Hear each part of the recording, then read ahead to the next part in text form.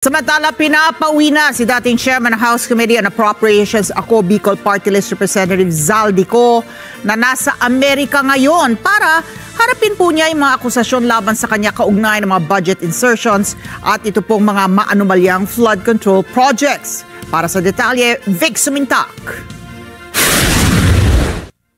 Hiniling ni House Majority Leader Sandro Marcos na umuwi na sa bansa si Ako Bicol Party List Representative Zaldico na dating chairman ng House Committee on Appropriations noong 19th Congress na tumalakay sa 2025 national budget na sinasabing siningita ng daang-daang bilyong piso na ginamit sa mga maanumalyang flood control projects. Sinabi ni Marcos na kailangang harapin niko ang akusasyon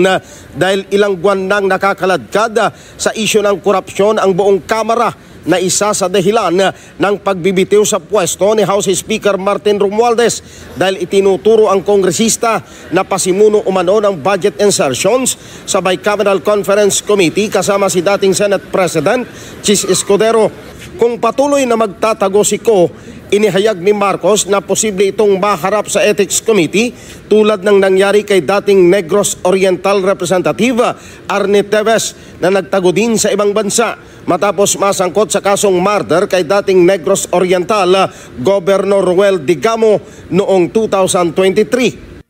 I don't know if that is something you can do as a body, but again, I think he should come home and face the allegations against him. Sa record ng Office of the Secretary General, mayroon umanong travel permit papuntang Amerika si Ko para sa kanyang medical treatment na hanggang ngayon ay hindi pa umuwi ng Pilipinas. Vic Sumintak para sa Mata ng Agila, matatag, matapang, matapat.